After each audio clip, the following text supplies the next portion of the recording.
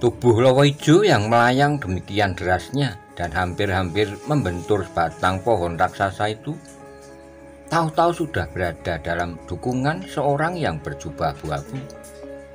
Tak seorang pun tahu dari mana dan kapan ia datang. Wajah orang itu sama sekali tidak nampak, karena ia mengenakan topeng yang buatannya kasar dan jelek. Semua orang memandang orang berjubah itu dengan tubuh gemetar.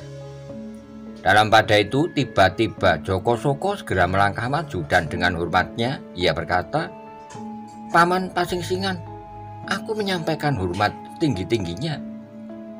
Pasingsingan, nama itu mendengung kembali di telinga Maiso Jenar. Inilah rupanya guru Lowo Ijo yang telah datang untuk menolong muridnya. Maka mau tak mau hatinya tercekam pula. Ia pernah mendengar kesaktian orang ini dari gurunya. Dan sekarang ia telah berhadapan-hadap dengan orang itu dalam keadaan yang tak menguntungkan. Ronggotoh Joyo tiba-tiba terdengar Pasingsingan berkata, tanpa menghiraukan salam Joko Soko, suaranya berat, dalam dan tak begitu jelas seperti bergulung dalam perutnya. Karena pengaruh topeng yang dipakainya itu. Untunglah Lowo Ijo bukan sembarang orang, sambungnya. Sehingga meskipun ia terluka parah, tapi aku yakin bahwa ia masih akan dapat hidup. Orang itu berhenti sejenak, matanya yang berada di balik topengnya itu memandang Maiso Jenar dengan tajamnya. Hal itu adalah karena pertolonganku. Pasingsingan melanjutkan, kalau tidak, ia pasti sudah binasa terbentur pohon ini. Karena itu kok aku anggap telah melakukan pembunuhan atas muridku. Kembali hati Maiso Jenar melonjak. Ia tahu apa arti kata-kata itu. Dalam hal yang demikian, tiba-tiba ia teringat kepada almarhum kedua gurunya yang merupakan angkatan yang sama dengan Pasingsingan itu. Kalau saja mereka masih ada, pasti mereka tidak akan membiarkannya berhadapan-hadapan sendiri. Tapi sekarang ia seorang diri menghadapinya. Sebagai seorang prajurit, pastilah Maiso Jenar tidak selalu menggantungkan dirinya pada orang lain. Karena itu meskipun ia tahu bahwa kekuatannya tak seimbang, ia bertekad untuk melawan mati-matian. Maka segera kembali ia musatkan pikiran, mengatur jalan pernapasannya dan mengumpulkan segala tenaganya pada sisi telapak tangannya meskipun ia belum bersikap. Tiba-tiba terdengarlah Pasingsingan mendengus lewat hidungnya. Kalau Sosro Birowo itu gurumu yang mempergunakan, barangkali aku harus berpikir bagaimana menghindarinya. Tapi kalau hanya kau yang akan mencobakan pada tubuhku, barangkali sebaiknya aku menyediakan diri sebelum aku membunuhmu. Mendengar kata-kata Pasingsingan itu, mau tidak mau hati Maiso Jenar bergetar hebat. Bukan karena ia takut mati, tetapi kematian yang demikian pada saat ia diperlukan untuk melindungi suatu rombongan yang akan binasa adalah sayang sekali. Tapi apa boleh buat? Sementara itu nampaklah Pasingsingan bergerak maju. Ia selangkah demi selangkah mendekati Maiso Jenar tanpa meletakkan Lowo Ijo dari dukungannya. "Toh Joyo," katanya, "kau adalah murid Ki Ageng Pengging Sepuh, dan kau telah beruntung mewarisi ilmu saktinya Sosro Birowo. Karena itu lawanlah aku, supaya kau mati dengan tangan merentang, bukan mati sebagai seekor lembu yang disembelih." Maiso Jenar yang sudah tidak melihat kemungkinan lain daripada mati, kini seperti sudah tidak mempunyai perasaan lagi. Tak perlu lagi ada pertimbangan-pertimbangan lain. Maka segera ia pun bersiap untuk menerjang lawannya. Menjelang saat matinya, sementara itu Pasingsingan berdiri dengan acuh tak acuh, seperti tidak akan terjadi sesuatu atas dirinya. Orang-orang lain yang berada di situ sudah seperti orang linglung yang tak tahu apa-apa. Perasaan mereka sudah terbanting-banting beberapa kali sampai hancur.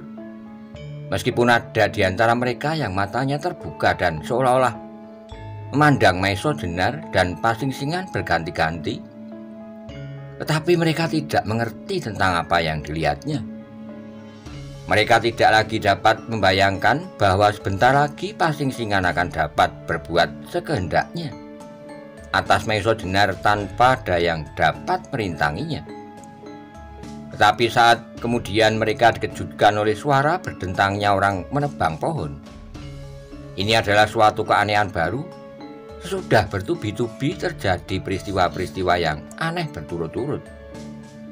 Pada saat itu, meskipun matahari belum tenggelam, tetapi sinarnya sudah demikian lemahnya sehingga tidak dapat lagi menembus rimbunnya daun-daun pepohonan rimba.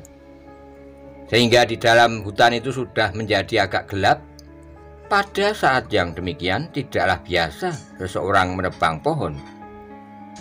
Apalagi di tengah hutan tambak boyo, orang yang mencari kayu, baik kayu bakar maupun untuk perumahan, tidak akan menebang kayu di tengah rimba yang demikian lebatnya.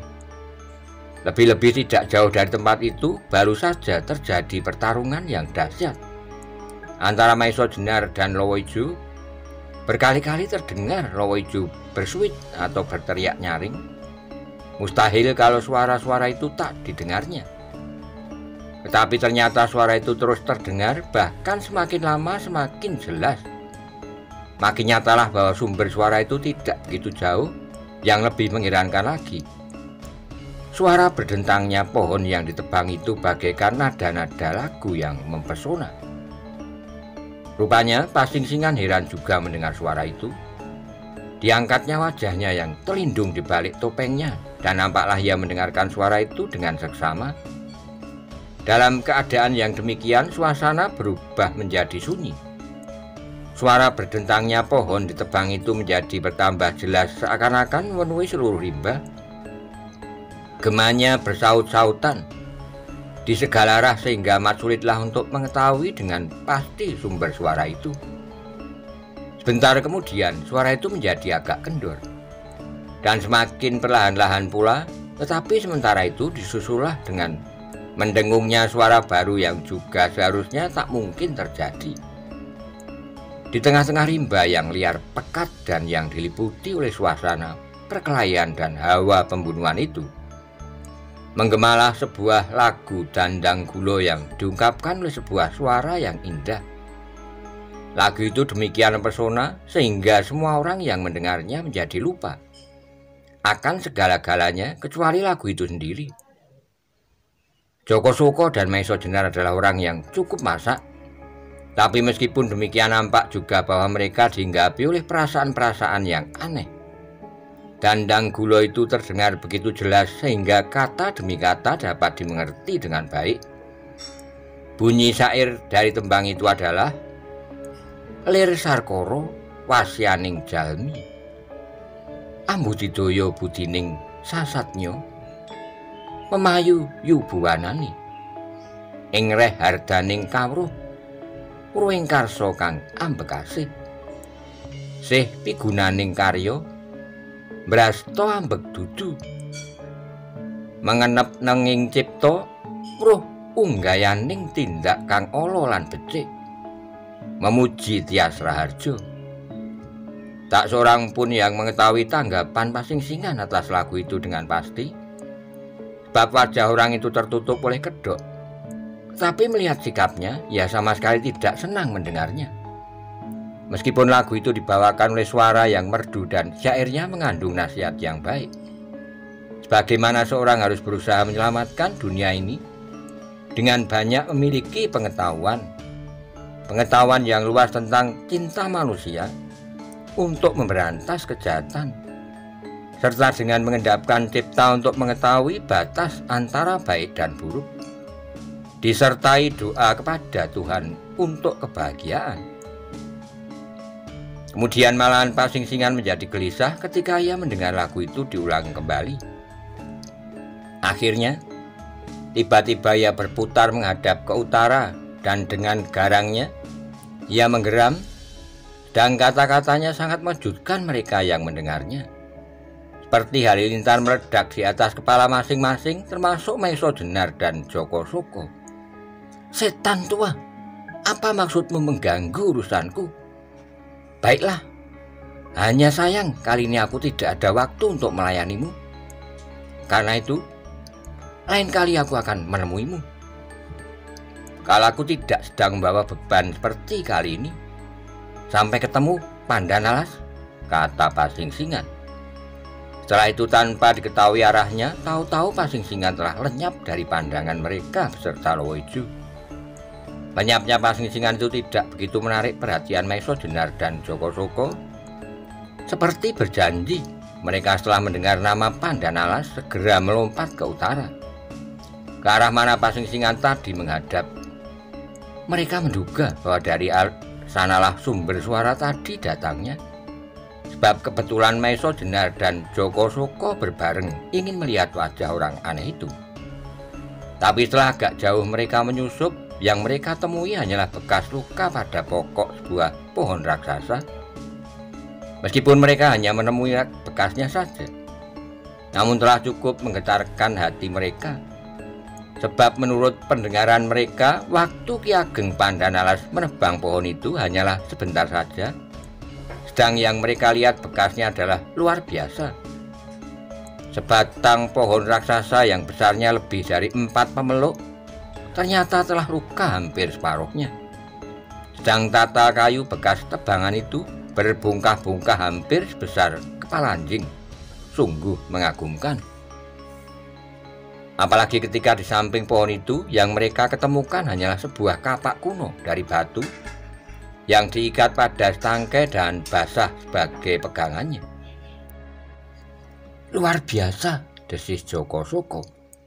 Maisojenar mengangguk mengiyakan. Aku tidak dapat mengira kekuatan apa yang telah membantu orang itu, sehingga ia dapat berbuat sedemikian mengagumkan. Jokosoko tidak menjawab, nampaknya ia sedang berpikir keras. Akhirnya setelah dipertimbangkan bolak-balik, ia mengambil keputusan untuk meninggalkan tempat itu, serta mengurungkan maksudnya menculik gadis yang memiliki keris sigar penjalin milik Ki Ageng Pandanalas. Katanya kemudian pada Maisojenar, Maisojenar, ternyata aku salah duga kepadamu. Karena itu baiklah, kali ini aku mengaku kalah dan mengurungkan niatku menculik gadis cantik itu. Aku merasa bersyukur bahwa kau tidak mempergunakan ilmumu yang menurut Paman Pasingsingan disebut Sosro Birowo ketika melawan aku. Kalau demikian halnya, maka aku kira aku pun akan jadi lumat. Juga benar apa yang dikatakan oleh Lowoijo, bahwa Pandanalas benar-benar berada di segala tempat. Sekarang baiklah aku pergi dulu, sampai lain kali. Selesai mengucapkan kata-kata itu, segera dengan lincahnya Jokosoko alias ular laut yang terkenal sebagai bajak laut yang bengis itu meloncat dan lenyap di antara lebatnya hutan. Tinggallah kini Maisojenar seorang diri. Pikirannya dipenuhi oleh berbagai masalah dan persoalan. Tapi yang penting adalah mengatur rombongan itu kembali dan kemudian membicarakan kemungkinan-kemungkinan lebih lanjut. Ketika Maisojenar sampai di tempat rombongan, ia melihat bahwa beberapa orang telah nampak mulai agak tenang kembali. Terutama para pengawal, malahan ada di antaranya yang sudah dapat mengatur barang-barangnya. Meskipun demikian, mereka masih saja nampak ketakutan. Ternyata ketika mereka mendengar gemerisik daun yang disibakkan oleh Maisojenar, mereka masih terkejut juga. Tapi ketika mereka melihat bahwa yang datang adalah Maisojenar, perasaan mereka nampak lega. Malahan ada yang berlari-lari menyambut dan langsung berjongkok dan menyembahnya. Terutama sepasang suami istri yang telah minta kepadanya untuk membawa bebannya. Kedua orang itu menyembah sambil menangis, minta diampuni. Segera Maisojenar pun menenangkan mereka, serta segera minta agar para pengawal menyalakan api. Bentar kemudian beberapa orang telah mengumpulkan kayu serta api pun segera dinyalakan.